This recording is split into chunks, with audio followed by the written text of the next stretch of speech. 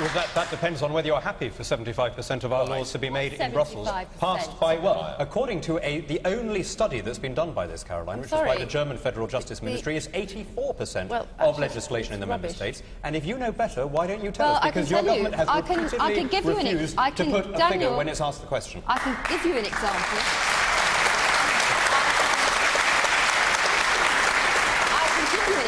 In fact, the House of Commons Library, which is independent of all the politicians, they actually did a survey to look at how many statutory instruments, which is what we use in Parliament to transpose European law into British law, and in the last survey they found that 9% of statutory instruments taken through the Westminster Parliament actually had an EU base at the start of it. So it is not true to suggest that there is 75% of laws in the UK are formulated in the EU. In fact, it sometimes goes the other way, where other European countries, actually in line a bit with what PY has said, take on board some of our regulations and standards and then have to adopt what we have suggested. Well, hang on, I think there is some empirical data. We're drifting far from the original question about MEPs' expenses, and we'll come to some of these points later, no doubt. I just want to ask how many of the panel use a staffing allowance to employ members of their own family. Oh, Daniel Hannan? I don't. The trouble in Brussels is, of course, as Nigel says, there are no receipts involved. So the problem is not people employing members of their own family. The problem is maintaining members of the family on the payroll without them doing any work. Now, I've got to say, compared to what happens in the EU, the expenses scams in Westminster, about which we are becoming rightly exercised, are positively Lilliputian.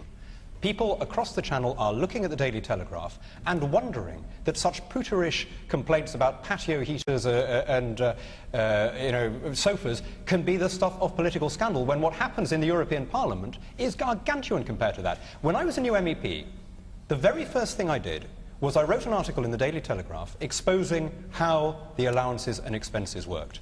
You can imagine how popular that made me. I was immediately sent to Coventry. To this day, there are MEPs who will turn their backs on me when we chance to share a lift. I was, as the French said, sent to Limoges. Oh, Hannan, you have been sent to Limoges, I was told by amused French colleagues. But I carried on plugging away at it. And in the end, we have, as Caroline says, we've got some reforms through. That the most what was it you were objecting to in particular? What I was objecting to. And what have you yourself done about these allowances or expenses? The single most objectionable aspect, and this, compared to this, Westminster is just, is a different league, was the way in which, when you travel between your constituency and Brussels, you get reimbursed on the basis of a first-class fare, plus a little bit extra, regardless of how you have in fact made the journey. So if you really did travel first class, you would pocket a tidy sum. But if you're prepared to go EasyJet or Ryanair, you could easily be making £800–900 a week every time you travel, and tax-free, because it counts as expenses rather than income. Now, I'm delighted to say that I put down an amendment every year to the budget calling for reimbursement at cost. And it was defeated year after year, but eventually, after taking my campaign around Europe, we have finally pushed through a reform. I wasn't the only one. No, that's true. That's absolutely fair enough. There were others. And your colleague Chris Davis briefly wrested the title of most hated man in Brussels from me, and he was very honourable about this. But from July, there is going to be reimbursement on the basis of costs actually incurred. So it is possible to get change. The question was whether we're going to be voting about Europe or domestic issues. I mean, obviously, some people are going to be voting on domestic issues because for a lot of people, this will be the first opportunity they've had to vote since Gordon Brown became Prime Minister. He's a politician, but he has a curious allergy to elections. He didn't allow one in the Labour Party. He chickened out of calling one when he first became Prime Minister. He ducked the referendum that he'd promised on the Constitution. So a lot of people will want to register the fact of their approval or disapprobation about everything that has happened since then. The debt levels, the cancellation of the referendum, and whether they think he's governing in the national interest. But to come back to the point about Europe versus national, it is a false distinction if you imagine that what happens in Europe is something that takes place across the Channel and that doesn't affect our domestic affairs. And this is where I come back to the bulk of legislation that comes from Brussels. All sorts of issues that people raise domestically on the doorstep turn out to be caused by EU legislation. So the issue of weekly versus fortnightly bin collection, that's the EU's landfill directive. The issue of home information packs, the centrepiece of the HIP is the Brussels requirement for a ecological survey of every dwelling. I am now required by law, by Brussels law, to drive my children around in car seats until they reach the age of 12. I'd been rather looking forward to discarding the wretched yogurt-encrusted blobs at an earlier stage than that. I mean, obviously the car seats, not the children. You know, now, my point is not that all this... Some of you might think that makes me a very bad father, but my point is not that these things are all right or wrong. It's that it is ridiculous for these issues to be determined by people that none of us votes for in Brussels and then imposed uniformly on 500 million people. All right. These are issues that we should take locally and nationally, and that is why our party doesn't want to just get powers back from Brussels as an end in itself. We don't then want to leave those powers festering in Whitehall. We want to push them downwards and outwards to local councils, or better yet, to private citizens. Okay. Daniel Hannan, just if we can stick to one point just for a moment. MPs who've said they're standing down, do you think they should call a by-election? Should they go now? Yes. Or should they stick around? Yes. And yes, I do. You do? But I think that is only the beginning, right? I don't think that this is going to solve the problems which have come out in the past 3 weeks, because the number of people who are guilty of direct wrongdoing, of outright fraud, is small. A much more common complaint is that MPs have simply drifted away from their constituents, that they are seen as spokesmen for their parties in their constituencies rather than the other way around. And so, yes, I think we should have a recall mechanism, but I also think we should tackle the wider problem of politicians becoming a caste apart, a remote elite who don't seem to have roots in their communities. And how do you do that? The problem we have is very simply stated. As things stand, roughly 7 out of 10 seats are basically safe. They're held by one party or another.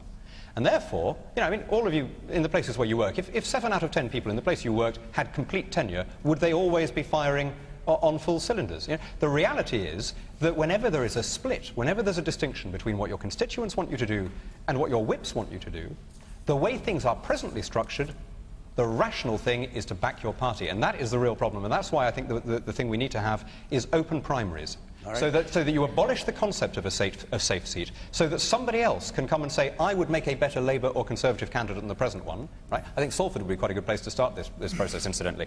And then that should be part of that should be one part of a much broader process of diffusion of power that includes recall, includes referendums, includes right of initiative legislation, includes localism. Okay. I don't want to stop you, but the list can go on, I suspect.